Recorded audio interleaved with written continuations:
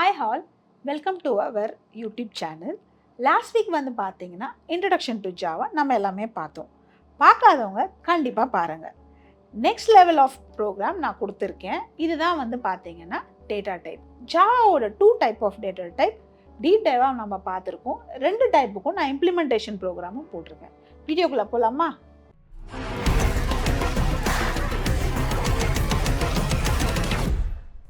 Hi, இப்போ நம்ம பார்க்க போகிற டாபிக் டேட்டா டைப். லாஸ்ட் டைமோட கண்டினியூவேஷன் இப்போ நம்ம கொடுக்க போகிறோம். ஸோ டேட்டா டைப்னா என்ன? நம்ம before going to start how to do a program in Java 3 விஷயம் நம்மளுக்கு கண்டிப்பாக தெரியணும். டேட்டா டைப்னா என்ன, வேரியபிள்னா என்ன, மெத்தட்னா என்ன. இந்த 3ம் எப்படி நம்ம ஜாவாவில் யூஸ் பண்ண போகிறோன்றதை நம்ம பார்க்க போகிறோம். ஃபர்ஸ்ட் நம்ம பார்க்க போகிறது data type. What type of data நீங்கள் இந்த வேரியபிளை சேவ் பண்ண போகிறீங்க. For example, int age is equal to 30. intன்றது டேட்டா டைப், ஏஜ்ன்றது வேரியபிள், 10ன்றது வேல்யூ. ஸோ நம்ம இங்கே ஏன் int கொடுக்குறோம்? கேர் கொடுக்கலாம்ல, ஸ்ட்ரிங் கொடுக்கலாம்ல, நம்ம யோசிக்கலாம். So there are 2 types of data type. அப்போது உங்கள் ஏஜ் நம்பரில் தான் இருக்கணும்னு எல்லாருக்குமே தெரியும். இதை மாதிரி ஒரு டைப் ஆஃப் டேட்டா எதில் இருக்கணும்னு உங்களுக்கு ஜாவாக்கு ப்ரீடிஃபைன்டாக நம்ம கொடுத்துருக்கோம். ஸோ இது ஹோல் நம்பரில் இருக்கணுமா, இல்லை ஃப்ளோட்டில் இருக்கணுமா, இல்லை லாங்காக இருக்கணுமா? நல்லா யோசிச்சு பாருங்களேன்.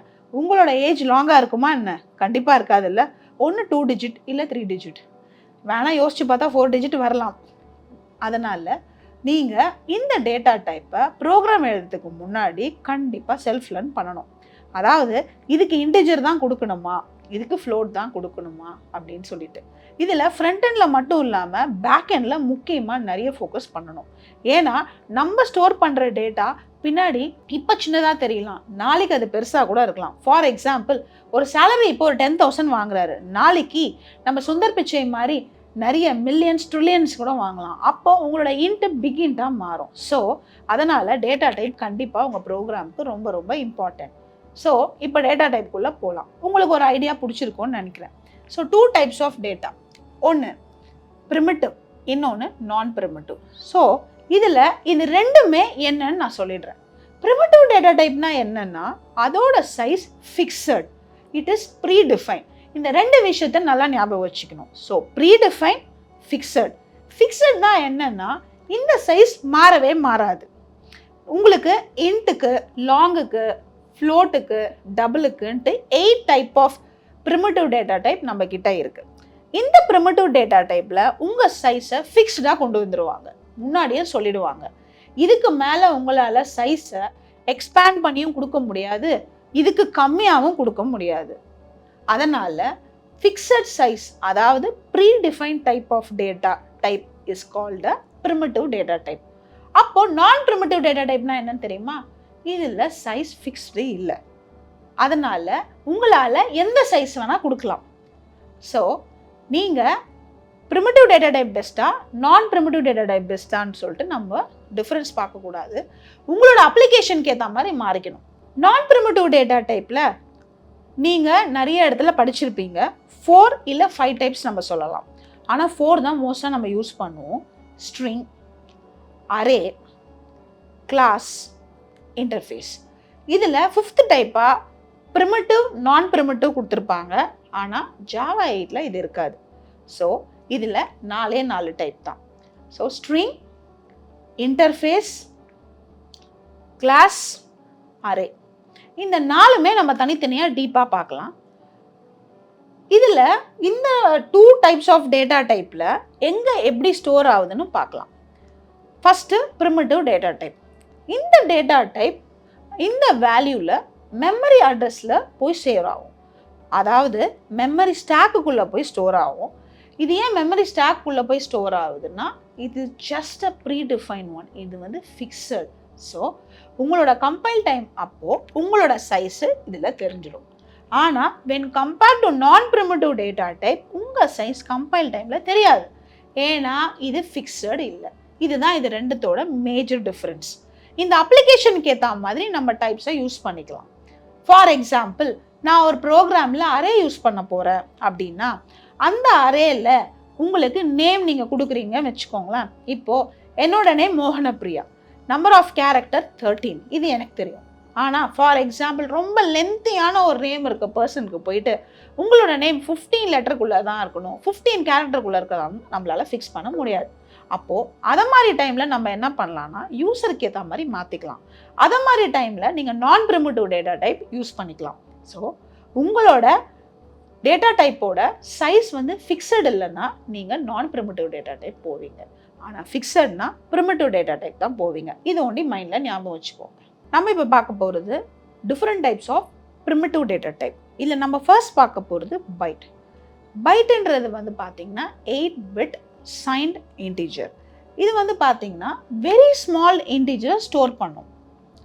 அதுக்கு தான் இந்த பைட். ரொம்ப ரொம்ப ஸ்மால், அதாவது ஒரு லெட்டர் 2 லெட்டர், ஒரு டிஜிட் இல்லைன்னா 2 டிஜிட். நெக்ஸ்ட்டு வந்து இன்ட். இன்ட் வந்து பார்த்தீங்கன்னா இன்டிஜர், இது வந்து 4 பைட்ஸ். நான் முன்னாடியே உங்களுக்கு சொல்லணும்னு நினச்சேன், மறந்துட்டேன், ஆனால் இப்போ சொல்கிறேன். 1 byte is equal to 8 bit. நம்ம சின்ன வயசில் படிச்சிருப்போம். ஸோ ஒரு பைட்டுக்கு 8 bit நம்ம கொடுக்குறோம்.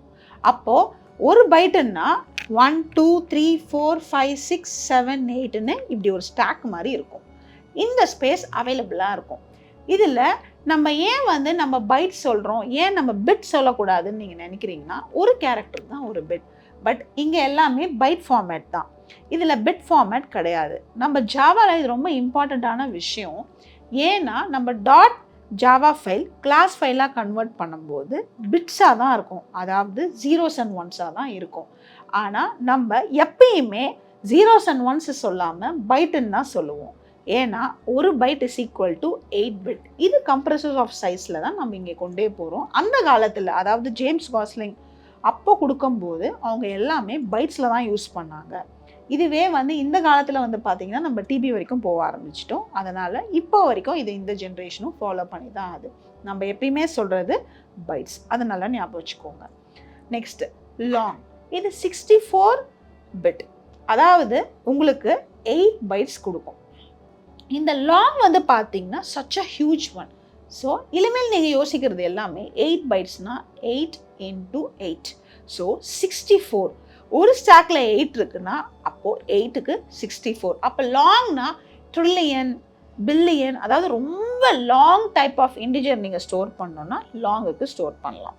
Next Boolean. உங்களுக்கு ரொம்ப பிடிச்ச ஒரு விஷயம், ட்ரூ ஆர் ஃபால்ஸ். இதை நம்ம அடிக்கடிக்கு ஃப்ளாக்னு சொல்லுவோம். ஸோ ஒரு லாஜிக்கில் இருக்கா இல்லையா. ஃபார் எக்ஸாம்பிள், நீங்கள் இப்போ ஓட் போட போகிறீங்கன்னு வச்சுக்கோங்க. உங்கள் ஏஜ் என்னவா இருக்கணும், 18 இருக்கணும், கரெக்டாக? ஸோ உங்கள் ஏஜ் 18 இருந்துச்சுன்னா ட்ரூ, 18 இல்லைன்னா ஃபால்ஸ். இதை மாதிரியான ஃப்ளாகுக்கெலாம் வந்து பார்த்தீங்கன்னா பூலியன் தான் கரெக்டாக இருக்கும். எஸ் ஆர் நோ, அதை மாதிரி கொஸ்டின்ஸ்க்கும் நீங்கள் பார்த்தீங்கன்னா பூலியன் கொண்டு போய்க்கலாம். இந்த பூலியன் வந்து பார்த்தீங்கன்னா உங்களுக்கு டிஃபால்ட்டாகவே எல்லா ப்ரோக்ராம்லேயுமே இருக்கும். அதாவது பைத்தான்லேயும் இருக்கும், ஜாவாலையும் இருக்கும். இதை ஃப்ளாகுன்னு சொல்லாமல் நம்ம பூலியன்னு சொல்கிறோம். பூல் அப்படின்னு சொல்லிட்டு ஒரு ஷார்ட் ஃபார்மில் வேரியபிளாக எப்பவுமே ஸ்டோர் பண்ணுவோம். ஏன்னா இதில் நிமோனிக்ஸ், அதாவது உங்களுக்கு நேம் வந்து ஸ்பெசிஃபிக்காக தெரியணுன்றதுக்காக ஃப்ளாகு அப்படின்னு நம்ம யூஸ் பண்ணுறோம். அதை வந்து 1 0 -1 யூஸ் பண்ணலாம்.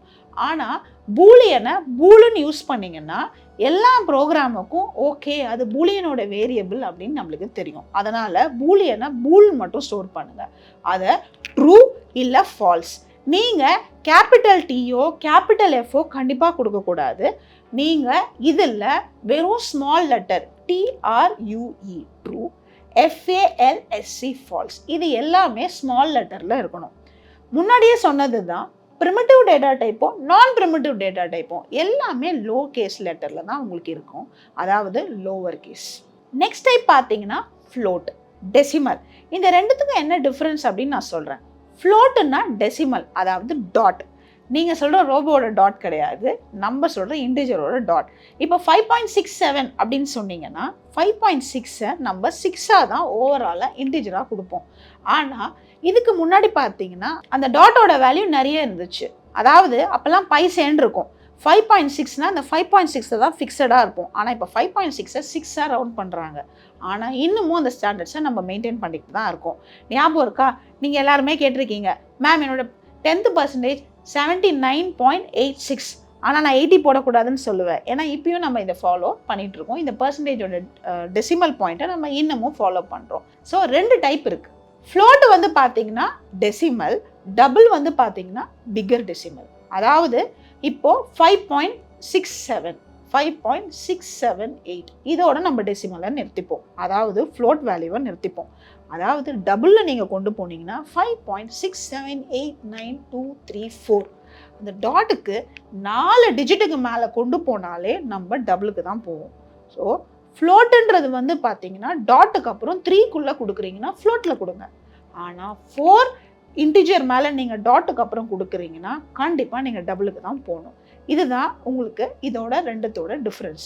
ஸோ நீங்கள் எதுக்கு ஃப்ளோட் போடணுமோ எதுக்கு டபுள் போகணுமோ அந்த டாட்டோட நம்பரை வச்சு நீங்கள் டிஃப்ரென்ஸ் பண்ணிக்கோங்க. Next care. கேர்னா என்ன மேம்? இது நான் சீல தானே படிச்சிருக்கீங்கன்னு நீங்கள் சொல்லியிருக்கலாம். ஆனால் நம்மளோட பிரிமிட்டிவ் டேட்டா டைப்பில் நிறைய பேருக்கு தெரியாத ஒரு விஷயம் கேர். நானும் நிறைய இன்டர்வியூவில் கேட்டிருக்கேன், கேர் இருக்கா அப்படின்னோடனே அவங்க வந்து ஸ்ட்ரிங்கை யோசிச்சுட்டு கேர் இல்லைன்னு சொல்லுவாங்க. ஆனால் நம்மள பிரிமிட்டிவ் டேட்டா டைப்பில் நம்ம கேருன்னு ஒன்று இருக்குது. கேர்னா என்னன்னா கேரக்டர். அதாவது ஃபார் எக்ஸாம்பிள் ஹலோன்னு இருக்குன்னு வச்சுக்கோங்க, ஹெச் மட்டும் எடுத்திங்கன்னா கேரக்டர். அதாவது ஒரே ஒரு லெட்டர் எடுத்திங்கன்னா அது பேர் கேரக்டர். ஆனால் எல்லா கேரக்டரும் சேர்ந்திங்கன்னா அது பேர் தான் string. Group of character is called a string. ஹலோன்றதுல ஹெச் மட்டும் தனியாக கொண்டு போனீங்கன்னா கேரக்டர், HELLO அப்படின்னு சேர்த்து படிச்சிங்கன்னா அது பேர் தான் ஸ்ட்ரிங். ஸோ நம்ம ஸ்ட்ரிங்கையும் சேர்த்து படிச்சிட்டோமா? ஆனால் ஸ்ட்ரிங்கு வந்து நான் பிரிமிட்டிவ் டேட்டா டைப்புங்க, பிரிமிட்டிவ் டேட்டா டைப் கிடையாது. நெக்ஸ்ட் நம்ம பார்க்க போகிறது ஷார்ட். ஷார்ட்ன்றது ஒன்றும் இல்லை, மீடியம் இன்டிஜர். அதாவது 8 டிஜிட்டுக்கு மேலே போகாமல் 4 டிஜிட்டுக்கு இந்த சைடும் வராமல் நடுவில் இருக்கிற ஒரு இன்டிஜர் தான் medium integer. 4 type of data டைப்பில் உங்களுக்கு சிம்பிளாக நான் ஒரு விஷயத்த சொல்கிறேன். ஸோ பைட் அப்படின்னா ஸ்மால் இன்டிஜர், ஷார்ட்னா மீடியம் இன்டிஜர், இன்ட்னா லார்ஜ் இன்டிஜர், லாங்னா வெரி லார்ஜ் இன்டிஜர், ஃப்ளோட்னா டெசிமல், டபுள்னா பிக்கர் டெசிமல், கேர்னா சிங்கிள் கேரக்டர், பூலியன்னா ட்ரூ ஆர் ஃபால்ஸ். இதுதான் ப்ரிசைஸாக சொல்லக்கூடிய விஷயங்கள் பிரிமிட்டிவ் டேட்டா டைப்பில். நெக்ஸ்ட் டேட்டா டைப் பார்க்கலாமா? Non primitive data type. Non primitive data type ரொம்ப ரொம்ப சிம்பிள்.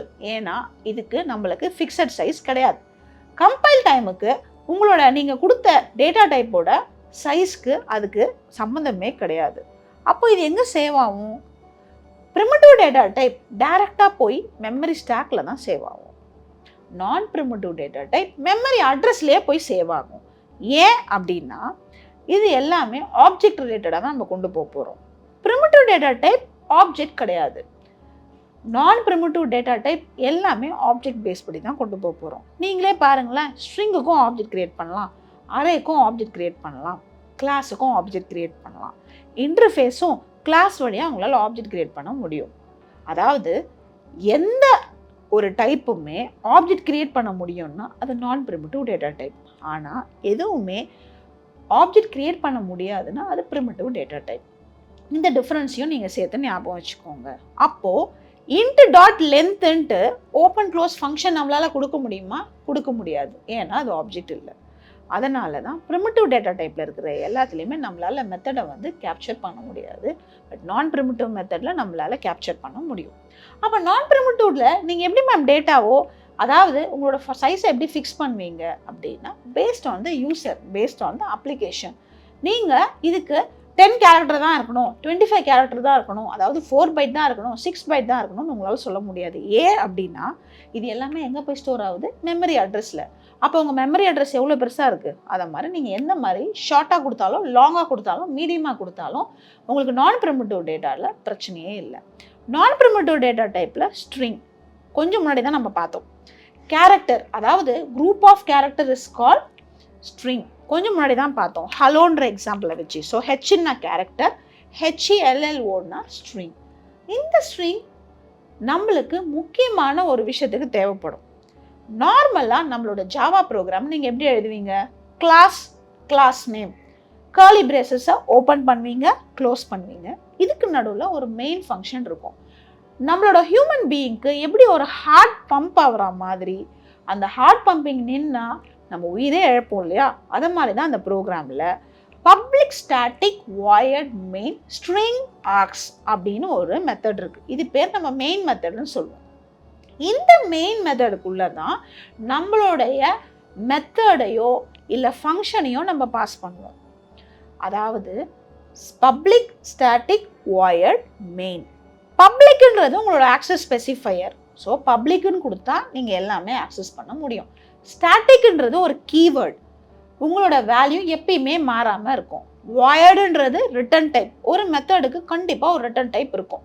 மெயின்ன்ற ஒரு மெத்தடுக்கு ரிட்டன் டைப் என்னது? வாயர்டு. வாயர்டோட ரிட்டன் டைப் நல். எதுவுமே ரிட்டர்ன் பண்ணாது. ஆனால் ரிட்டர்ன் பண்ணுற டைப் என்னவோ நல்லா இருக்கும். மெயின் தான் அவங்களுடைய மெத்தடோட நேம். அந்த மெயின்குள்ள ப்ராக்கெட்டில் ஸ்ட்ரிங், அதாவது கேபிட்டல் லெட்டரில் இருக்கும். ஸ்ட்ரிங் ஆர்க்ஸ்ன்னு இருக்கும். ஆர்க்ஸ் அப்படின்னா என்ன தெரியுமா? ஆர்கியூமெண்ட்.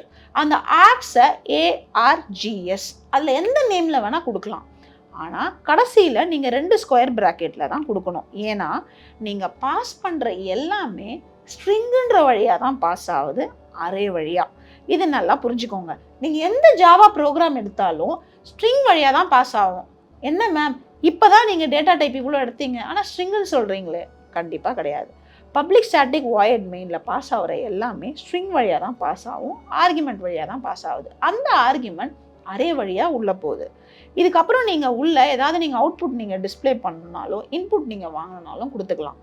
அதை நம்ம தனி வீடியோவில் நான் உங்களுக்கு காட்டுறேன். ஸோ இந்த மெயின் இந்த ஜாவா ப்ரோக்ராமுக்கு ரொம்ப ரொம்ப இம்பார்ட்டன்ட். இந்த மெயின் இல்லாமல் ரன் ஆகணும்னா ரன் ஆகலாம். ஆனால் கண்டிப்பாக இந்த மெயின் கிளாஸ் இல்லாமல் நிறைய ப்ரோக்ராம் உங்களால் எழுத முடியாது. இப்போ நம்ம பார்க்க போகிறது நான் ப்ரிமிட்டிவ் டேட்டா டைப். முன்னாடி சொன்ன மாதிரி தான், இந்த டேட்டாக்கு எந்த வேல்யூ ஃபிக்ஸடு இல்லை. ப்ரிமிட்டிவ் டேட்டா டைப் வந்து ப்ரீ டிஃபைன்டாக கொடுத்துப்போம். பட் நான் ப்ரிமிட்டிவ் டேட்டா டைப்பில் ஆஸ் யூஷுவல் தான், நீங்கள் எந்த சைஸ் வேணால் கொடுத்துக்கலாம். ஸோ 4 டைப்ஸ் இருக்குது. First type string.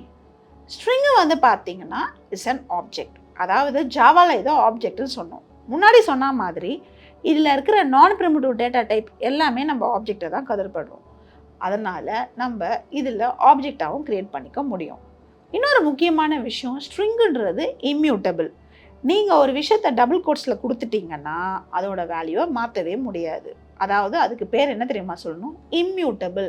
நிறைய பேர் இன்டர்வியூவில் சொல்லுவீங்க வேல்யூ கேனாட் பி சேஞ்ச்டு. அதுக்கு டிஃபைன்டாக ஒரு வார்த்தை என்ன தெரியுமா? இம்யூட்டபிள். இம்யூட்டபிள்னா உங்களுடைய விஷயத்தை மாற்ற முடியாதுன்னு அர்த்தம். மியூட்டபிள் அப்படின்னா உங்களோட எந்த விஷயமா இருந்தாலும் மாற்ற முடியும்னு அர்த்தம். எக்ஸாம்பிளுக்கு ஏஜ் இஸ் ஈக்குவல் டு 13 கொடுத்தீங்கன்னா அந்த ஏஜ் மாற்றக்கூடாது அப்படின்னு நீங்கள் நினைக்கிறீங்கன்னா அது இம்யூட்டபிளாக இருக்கும். பட் இதுவே மியூட்டபிளாக கொடுக்கணும் அப்படின்னு நினச்சிங்கன்னா அந்த ஏஜ் ரன் டைமில் கூட 30லேருந்து 35 ஆக வாய்ப்பு இருக்குது. So mutable, immutable. நீங்கள் சொல்லுங்கள் ஸ்ட்ரிங் எந்த டைப்புன்னு. திருப்பி சொல்கிறேன், string is immutable, the value always fixed, size always fixed. ஒரு வாட்டி நீங்கள் கொடுத்துட்டிங்கன்னா ரன் டைமில் அது மாறவே மாறாது. செகண்ட் டைப்புக்கு போகலாம், அரே. அரேன்றது பார்த்தீங்கன்னா ஒரு data structure under a common data type. இது நம்ம ரொம்ப டிஃபைன்டாக பார்க்கலாம், ரொம்ப இம்பார்ட்டண்ட்டான ஒரு கான்செப்ட். இப்போ நான் சிம்பிளாக சொல்லிடுறேன் புரியுற மாதிரி. அரே அப்படின்னா இப்போ as equal to int as equal to 10 சொல்கிறேன்.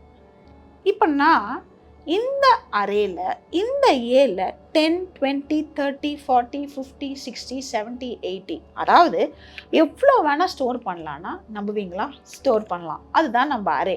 அரேல நிறைய நல்ல விஷயம் இருக்குது. இதில் என்னன்னா ஒரே ஒரு விஷயம் நல்லா ஞாபகம் வச்சுக்கணும், under a common data type. So 2 விஷயம் தெரியணும். Array is a data structure and the variable R same under a common data type. அது என்ன மேம் காமன் டேட்டா டைப்? இன்ட்னா உங்களால் இந்த அரேயில் வெறும் இன்ட்டாக மட்டும்தான் சேவ் பண்ண முடியும். அதாவது 10, 20, 30. இதுக்கு நடுவில் hello no, H no, 5.6 no. அப்போ அந்த டேட்டா ஸ்ட்ரக்சரில் உங்களோட டேட்டா டைப் காமனாக தான் இருக்கும். அப்போ இன்ட் ஏ ஓப்பன் ப்ராக்கெட் க்ளோஸ் ப்ராக்கெட் நீங்கள் கொடுத்துட்டிங்கன்னா அந்த ஏல எந்த டேட்டா டைப் இருக்குது? அப்போ இன்ட்டு தானே இருக்குது. அப்போ இன்ட்டுன்னா இன்ட்டை மட்டும்தான் மெயின்டைன் பண்ணணும். அப்போது ஸ்ட்ரிங்கு கொடுக்கக்கூடாதா? கொடுக்கலாமே. ஸ்ட்ரிங்குன்னு நீங்கள் கொடுத்துட்டு ஏ ஓப்பன் ப்ராக்கெட் க்ளோஸ் ப்ராக்கெட் கொடுத்தீங்கன்னா அந்த ஸ்ட்ரிங்கையும் உங்களால் சேவ் பண்ண முடியும். ஸோ அரேன்றது ஒரு data structure. The variable can be stored under a common data type. இதில் எந்த டேட்டா டைப் வேணால் நீங்கள் பாஸ் பண்ணிக்கலாம். மூணாவதான விஷயம் இன்டர்ஃபேஸ். இன்டர்ஃபேஸ் இது உங்களுக்கு புதுமையாக இருக்கும், புதுசாகவும் இருக்கும்.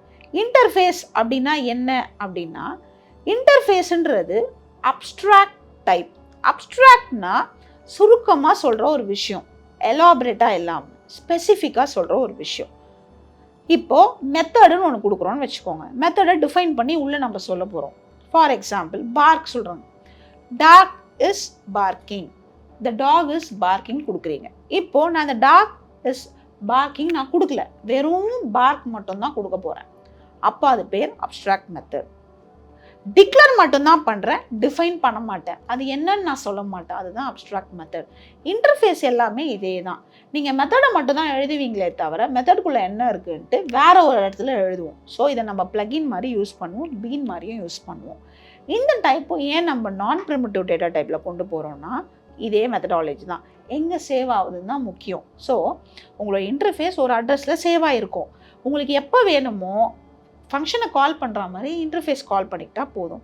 இன்டர்ஃபேஸ் தனியாக ரன் ஆகாது, கிளாஸ் வழியாக தான் ரன் ஆகும். ஏன் அப்படின்னா, இன்டர்ஃபேஸால் ஆப்ஜெக்ட் க்ரியேட் பண்ண முடியாது.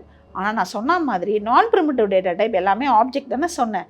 இந்த இன்டர்ஃபேஸ் மட்டும் கிளாஸ் வழியாக தான் ஆப்ஜெக்ட் க்ரியேட் பண்ண முடியுமே தவிர இன்டர்ஃபேஸாகவே அவங்களால ஆப்ஜெக்ட் க்ரியேட் பண்ண முடியாது. ஸோ அதுக்கான டைப் ஆஃப் மெத்தடை நம்ம கிளாஸ் வழியாக நம்ம இம்ப்ளிமெண்ட் பண்ணணும்.